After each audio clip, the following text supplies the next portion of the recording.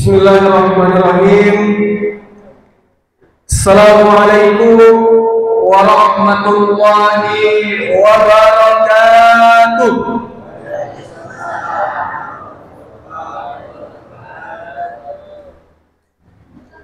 Tanam padi rampek-rampek agar monci tidak bisa lagi. Salam bertamu oleh ibu semangat. Gua ulangi sekali lagi. Assalamualaikum warahmatullahi wabarakatuh.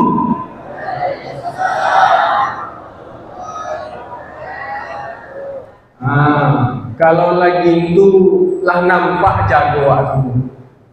Alhamdulillah. Alhamdulillahillazi anzala as-sakinata fi qulubil mu'minin. Wassalatu wassalamu ala sayyidina Muhammadin wa ala alihi wa sahbihi ajma'in. Amma ba'd. Bapak-bapak, ibu-ibu yang dimuliakan oleh Allah Subhanahu wa ta'ala, bersyukur awak atas apa yang Allah berikan dengan mengucapkan lafaz Alhamdulillahirabbil alamin, dan ditegaskan oleh ulama-ulama awak dulu, bersyukur itu bukan hanya cukup dengan lisan para ulama, terlebih lagi ulama usul fikih. Bersyukur itu cukup hanya dengan menyebutkan alhamdulillah saja, tetapi bersyukur yang sesungguhnya itu, kata para ulama itu, adalah mengucapkan dengan lisan, kemudian wa ikuti dengan tindakan. Maka sungguh wa ucapkan alhamdulillah, bersyukur, kemudian awak beribadah, itulah bukti awak bersyukur. Alhamdulillah. Begitu banyak nikmat yang Allah berikan kepada awak, sehingga kalau itu satu nikmat yang Allah berikan itu la tuhsuha, kata Allah. Bukan terhitung berapa banyak nikmat yang telah Allah berikan kepada awak. La in syakartum la azidannakum, kata Allah. La in syakartum la azidannakum. Kalau awak bersyukur atas nikmat yang Allah berikan, kata Allah apa? Allah tambah. Wa ulangi sekali lagi, Pak. Kalau awak bersyukur atas nikmat yang Allah berikan kepada awak, niscaya Allah tambah nikmat itu, Pak. Makanya bapak-bapak ibu sekalian, bersyukur punya istri satu. Supaya apa? Supaya apa, Pak? Supaya Allah konsepnya, Bu, la in syakartum la azidannakum. Kalau awak bersyukur atas nikmat Allah, Allah tambah nikmat itu. Kalau istri itu nikmat, kata ini, Pak, suatu kenikmatan dari Allah. Kalau awak bersyukur punya satu istri, apakah akan Allah tambah satu lagi, Pak? Kalau lagi itu bersyukurlah banyak-banyak, Pak. Bisa semua istri ompek. Jadi konsepnya la in syakartum la azidannakum itu bukan istri yang ditambah.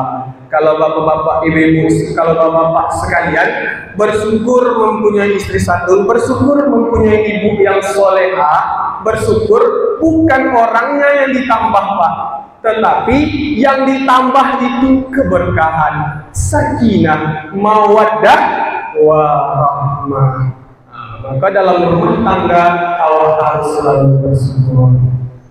Kemudian salat berikan salam semoga tetap tercurah limpahkan bagi baginda kita Nabi Muhammad sallallahu alaihi wasallam, yang mana berkat perjuangan beliaulah yang telah membawa kita dari zaman jahiliyah ke zaman yang penuh pengetahuan sebagaimana yang saat ini kita rasakan.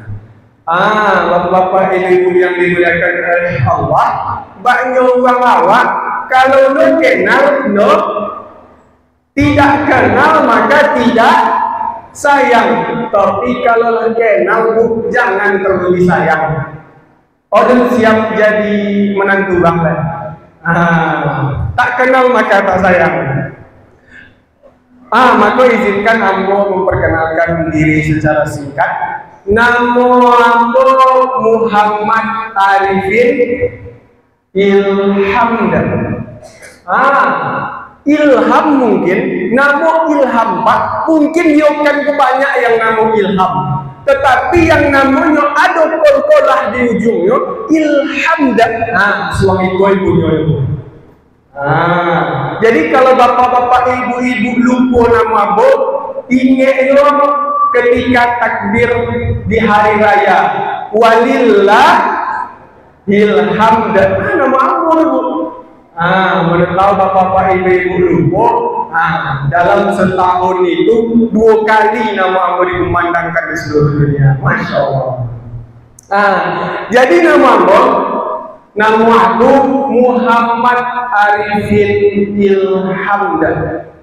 Alhamdulillah, aku telah lulus dari Pondok Pesantren Darussalam Sarang Kabul, dan alhamdulillah bulan 2 petang wisuda.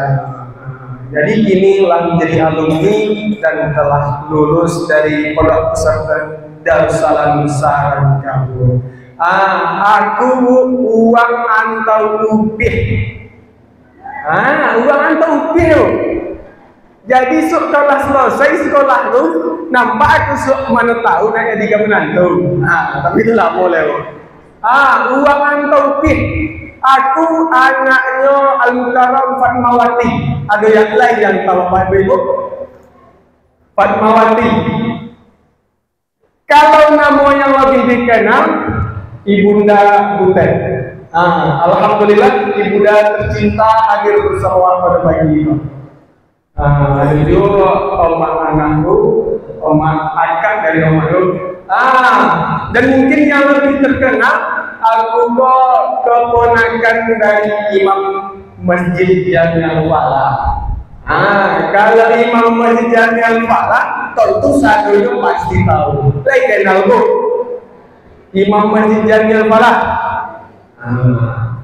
Itu perkenalan singkat dari dia. Baiklah bapak-bapak, ibu-ibu jemaah subuh yang dimuliakan oleh Allah Subhanahu wa Ta'ala. Tema santapan rohani atau untuk subuh awal pada pagi kok, kalau jabarkan pakai bahasa Arab panjang tuh.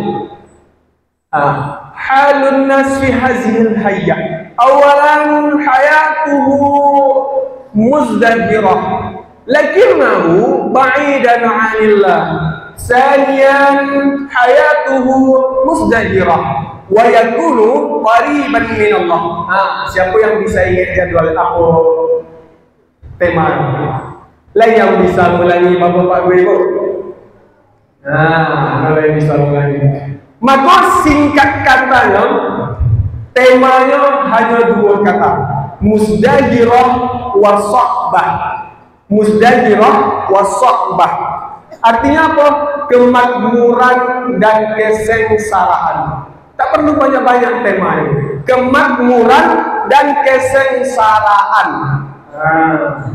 Jadi anwa'un nas fi hazihil hayat arba'atun.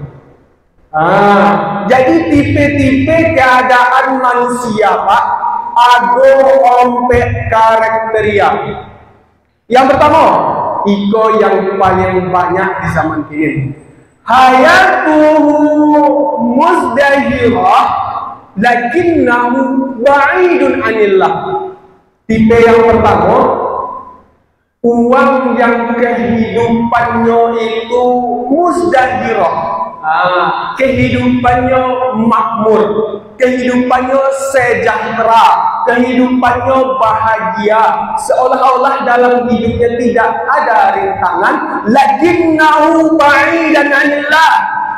Hidupnya makmur, tetapi jauh dari Allah Subhanahu wa ta'ala. Pernah nemu awak menengok sanak saudara awak ataupun awak ataupun orang lain hidupnya bahagia terus, hidupnya makmur, hidupnya sejahtera, sedangkan ini itu jauh dari Allah Subhanahu wa ta'ala. Maka kalau lain terjadi kepada awak keadaan yang seperti itu, maka itu harus sangat-sangat awak berhati-hati. Mengapa? Karena kalau awak merujuk ke kisah zaman dahulu, pada masa Nabi Sulaiman, ada kaum yang namanya kaum Sabah. Pernah dengar kaum Sabah, Bu? Kaum Sabah. Kalau awak pernah dengar, baldatun thayyibatun wa rabbun ghafur, itu teh negeri Sabah itu.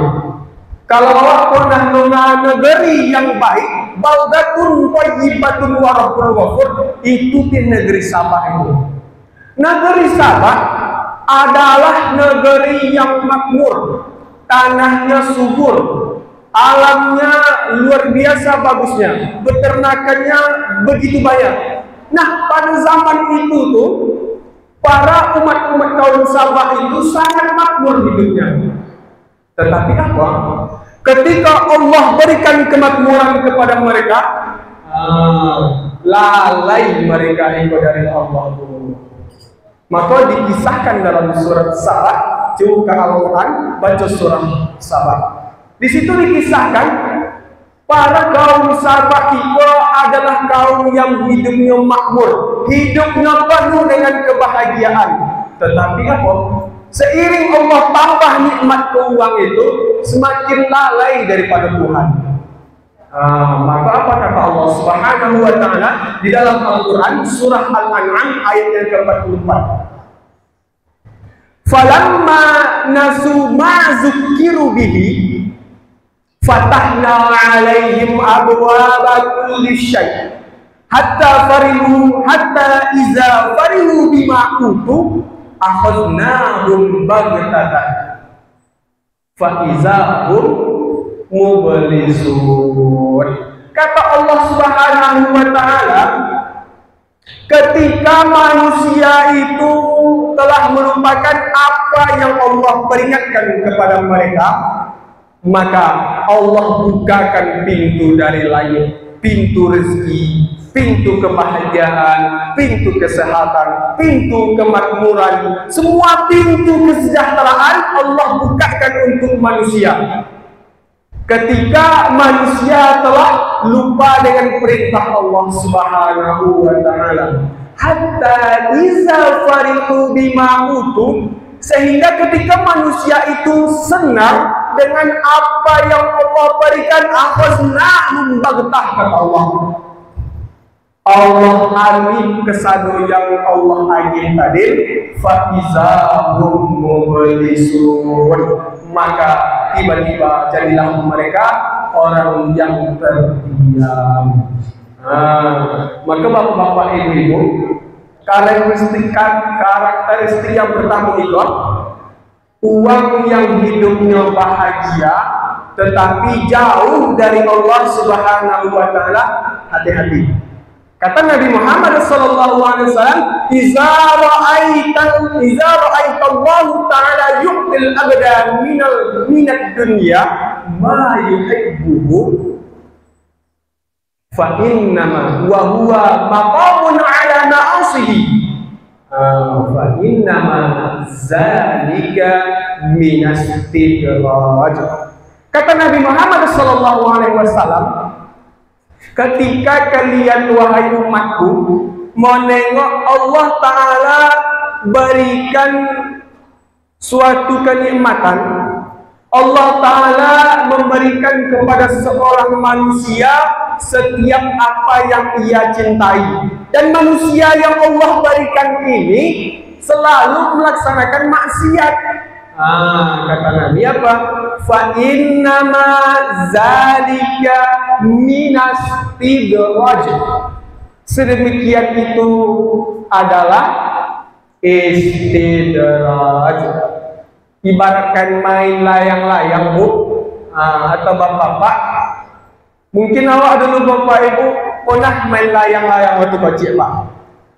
Semakin awak agih tali, semakin tinggi tebang layang-layang tadi. Semakin tinggi tebang layang-layang, maka ketika layang-layang itu putus, ontah kawan ontah buayo.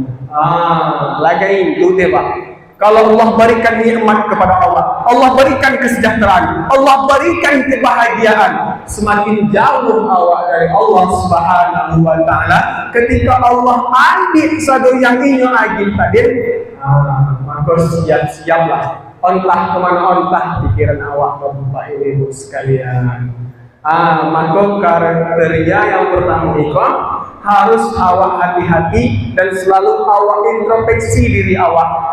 Apakah kini awak bahagia tetapi jauh dari Allah? Itu harus selalu pertanyakan di dalam diri awak. Itu yang pertama. Yang kedua, ada tipe yang manusia yang kedua, hayatuhu muzdahirah wa yakunu qariban minallah.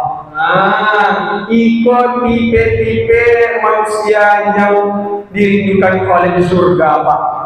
Manusia itu hayatuhu muzdahirah, kehidupannya makmur, kehidupannya sejahtera, wa yakunu qariban minallah, dan ia dokek dengan Allah Subhanahu wa Ta'ala. Hidupnya bahagia dan ia dokek dengan Allah. Maka uang yang seperti ikut uang yang dirindukan oleh surga. Kalau awak menengok ke zaman Nabi dulu, seperti Nabi Sulaiman dan Nabi yang lainnya. Kenapa Nabi Sulaiman? Nabi Sulaiman itu adalah Nabi yang paling kaya dari seluruh Nabi. Karena beliau itu mewarisi kekayaan Nabi Daud, ayahnya. Ketika Nabi Daud meninggal, diwarisi kerajaan dan seluruh harta bendanya oleh Nabi Sulaiman. Kemudian di masa Nabi Sulaiman, lebih kaya Nabi Sulaiman daripada Nabi Daud ayahnya. Nabi Daud ikuti, Nabi Sulaiman ikuti yang menjadi referensi. Hidupnya bahagia, makmur, sejahtera, tapi dokter dengan Allah Subhanahu wa Ta'ala. Kalau ditengok, Bu, para bapak jemaah subuh itu wajah-wajah Nabi Sulaiman saja. Wajah-wajah sejahtera, wajah-wajah bahagia, dekat dengan Allah Subhanahu wa Ta'ala. Itu karakteristik yang kedua. Kemudian yang ketiga, Bu, ada yang ketiga, hayatuhu sa'bah, kehidupannya sulit, kehidupannya sengsara, wa yakunu ba'idan anillah, akan tetapi inyo tu jauh dari Allah Subhanahu wa Ta'ala. Ada tipe keadaan manusia itu, Pak, lah hidupnya payah, ino pula dokek dengan Allah Subhanahu wa Ta'ala. Maka iko awak panggil kembali. Tapi kalau jemaah subuh, kalau ditengok wajah-wajah ibu-ibu kok wajah-wajah Siti Maryam, bapak-bapak wajah Nabi Sulaiman. Jadi awak berbicara bukan jemaah yang di situ, tapi mungkin luar-luar. Lah hidupnya payah, hidup pula dokek dengan Allah Subhanahu wa Ta'ala. Ada satu kisah, Bapak Ibu, mungkin pun lah pernah dengar ibu, kisah sedikit kisah inspiratif yang bisa menyadarkan awak. Pernah dulu aku ceritakan juga di masa jiwa, kisah seorang tukang pangkas dengan yang dipangkas. Pernah dengar, Bu? Bapak, kisah tukang cukur, tukang pangkas dengan uang yang dipangkasnya. Pernah dengar, Pak? Kisah singkat ceritanya, datanglah suatu saat orang yang ingin pangkas ke tempat cukur rambut. Sampainya di tempat pangkas tadi sambil mangkas-mangkas, tiba-tiba mengeceklah yang sedang dipangkas tadi, Pak. Mengeceklah ya. Tuhanku apa lain di teh dunia ko atau iyo? Lain Tuhan di teh dunia ko.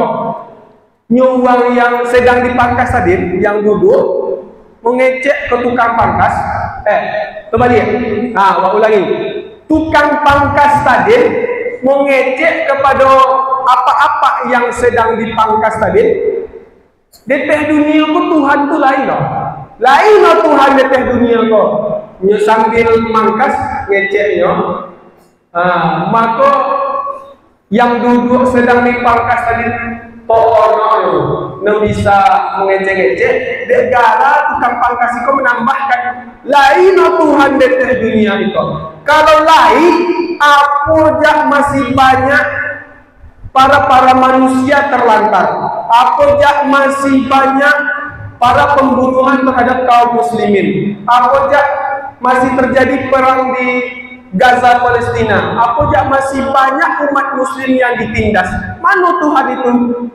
Kecek tukang pangkas. Itu kecek tukang pangkas tadi, Bu. No lai Tuhan di teh dunia no. Kalau lai apa masih banyak manusia yang terlantar.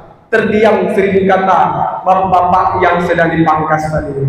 Setelah selesai pangkas, keluar bapak-bapak yang dipangkas tadi. Setelah selesai pangkasnya, keluar dari tempat pangkas tadi. Kemudian ia melihat ada seorang yang gila. Nampak deh inyo uang gilo, obuknya bo acak-acak panjang sampai ke bahunya, jantan. Uang gilo. Nah, ketika inyo nampak uang gilo obuk panjang tadi, di situnya dapat pencerahan. Pencerahannya apa? Ia datangi kembali uang yang tukang pangkas tadi, inyo tunjukkan uang gilo tadi. Belum. Inyo datangi uang tukang pangkas, kemudian inyo ngecek. Tukang pangkas lain di teh dunia doy. Dibanding inyo kata-kata tadi, Bu. Tukang pangkas lain di teh dunia doy. Gilo Aku pun tukang pangkas loh. Apa bertanya olehnya? Tukang pangkas tadi kan? Kalau memang lain tukang pangkas, kenapa uang yang di luar itu masih oboknya masih panjang? Kenapa uang gilo tadi oboknya masih panjang? Kalau memang lain tukang pangkas. Itu jawab apa tadi? Terdiam 1000 kata. Kemudian inyo dapat jawaban. Uang gilo itu oboknya panjang bukan karena tukang pangkas yang ino lain, tetapi karena uang gilo ke tadin oboknya panjang, nak datang ke aku untuk dipangkas Jadi bukan karena tukang pangkas tidak ada, tetapi inyo nak datang ke aku untuk memangkeh oboknya. Tersenyum bapak-bapak ini pangkas tadi dulu. Apa dia tersenyum? Inyo telah menjawab pertanyaan tadi. Begitu juga Tuhan, kata bapak tadi. Bukan berarti Tuhan itu tidak ada, tetapi manusia yang inyo nak datang ke Tuhan tadi. Perumpamanya uang gilo, oboknya panjang, nak datang ke tukang pangkas. Lagi itu manusia. Gilo mencari dunia sehingga ingat untuk kembali ke Tuhan lagi. Jadi intisari kisah bukan Tuhan yang inolai, tetapi manusia yang nak datang ke Tuhan. Maka barangkali itulah penyebab banyak uang hidupnya sulit dan jauh dari Allah Subhanahu wa Ta'ala. Maka dari itu Bapak Ibu sekalian, jikalau sekiranya awak mengalami sanak saudara awak nasihati, awak bawa kembali ke jalan Allah Subhanahu wa Ta'ala. Itu yang ketiga. Yang terakhir, yang keempat, hayatuhu sahbah wa yakunu qariban min Allah. Iko salah satu jua uang yang dirindukan dari surga. Hayatuhu sahbah, kehidupannya susah, kehidupannya sengsara, kehidupannya sulit, wa yakunu qariban minallah, akan tetapi kehidupan inyo itu dokek dengan Allah Subhanahu wa taala. Dalam artian inyo itu rajin beribadah. Iza asabat wa basyiris sabirin, kata Allah di dalam Al-Quran surah Al-Baqarah. Dan beritahukanlah kabar gembira, wa basyiris sabirin allazina iza asabatuhum musibah qalu inna lillahi wa inna ilaihi raji'un. Kalau lain antara awak yang kehidupannya sulit, segala urusan dipersulit oleh Allah, diberikan banyak rintangan. Tetapi ketika awak dekat dengan Allah Subhanahu wa taala, apa kata Allah? Wa basyiris sabirin. Beritahu kepada hamba-Ku kabar gembira. Siapa hamba yang sabir tadi? Allazina iza asabatuhum musibah, orang yang ketika ini ditimpa musibah, qalu inna lillahi wa inna ilaihi raji'un, yakninya hamba-Ku yang ketika ditimpa musibah ini mengucapkan inna lillahi wa inna ilaihi raji'un. Kalau awak perdalami Bu, kalimat inna lillahi wa inna ilaihi raji'un itu bukan hanya sekadar lapas yang diucapkan inna lillahi wa inna ilaihi raji'un. Lapas itu mengajarkan awak tawakal kepada Allah Subhanahu wa taala. Wa bedah kalimat inna lillahi, sesungguhnya kita, sesungguhnya kami ini ya Allah, lillahi, milik Allah. Wa inna, sesungguhnya kami ya Allah, ilaihi raji'un, kepadanya lah tempat kembali. Jadi seluruh yang awak punya ingin kau Pak, itu milik Allah saudara. Maka ketika Allah ambil apa yang inyo berikan ke awak tadi, Allah harus ikhlas. Karena semua yang Allah berikan ke awak itu akan kembali ke Allah, dan termasuk nyawa awak lupa.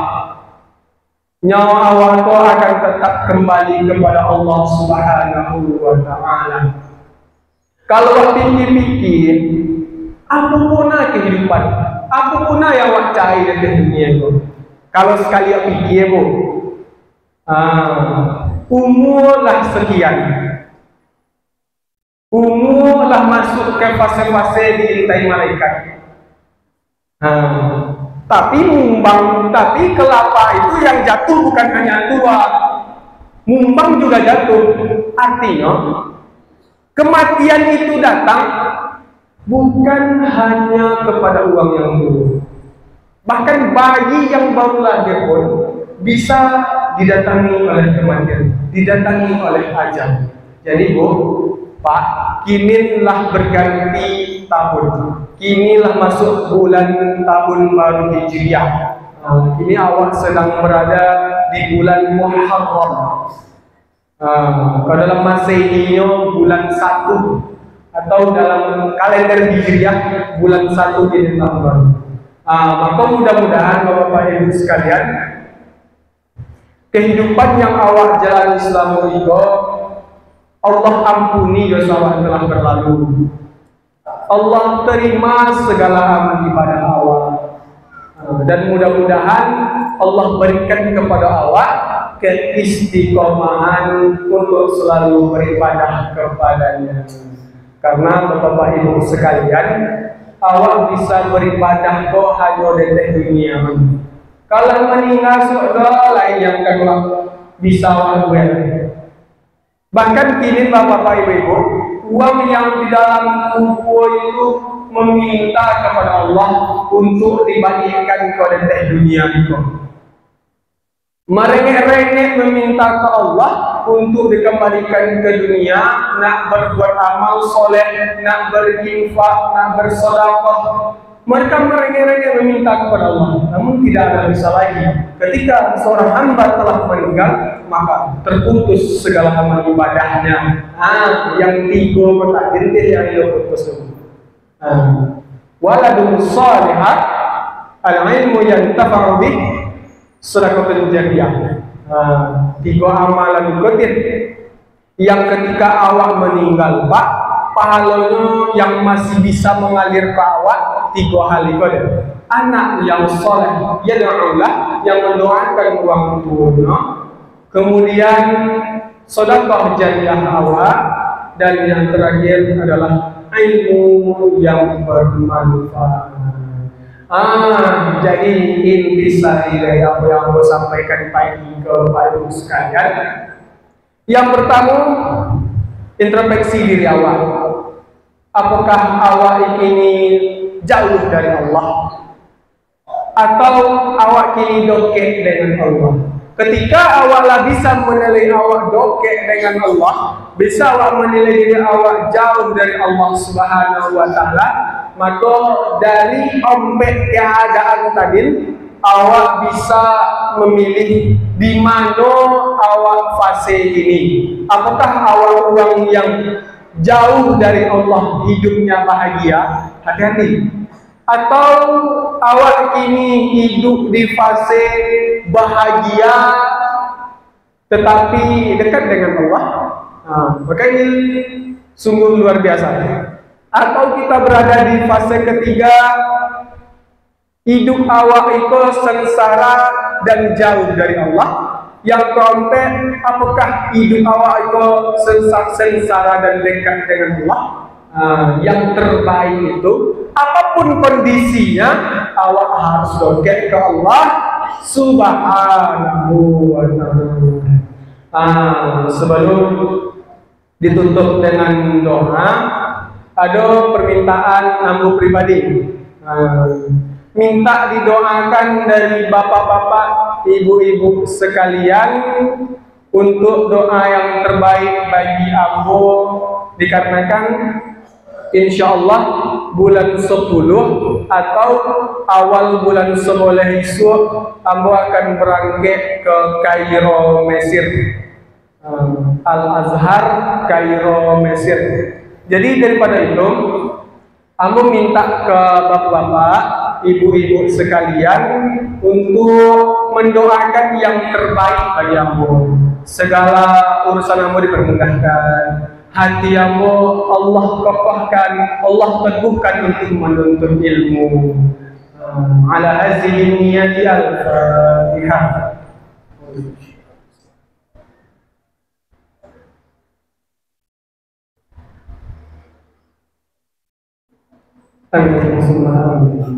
Alhamdulillah, penutup doa. Ibaratnya bu, ladiang itu tajam negara apa? Negara di asah. Begitu juga dengan lidah. Lidah itu tajam dengan zikir. Maka marilah awak minta uang yang seharian yang berzikir, dikarenakan uang-uang itu insya Allah tajam lidah. Awak minta lah Pak Imam Masjid Jami'at Falah untuk bawa doa pada baik itu. Kepada yang terhormat kami persilahkan. Sebelumnya kami tutup. Mohon maaf bila ada kesalahan Pak ibu sekalian, dan mohon doa-doa terbaiknya. No banyak minta kuno Pak, no minta pajero no, no minta motor Fortuner no. Tapi kalau lain antai lah. Minta tuh hanya doa dan keikhlasan dari Bapak sekalian, doa yang ditulus dari Allah. Baik, cukup sekian. Assalamualaikum warahmatullahi wabarakatuh.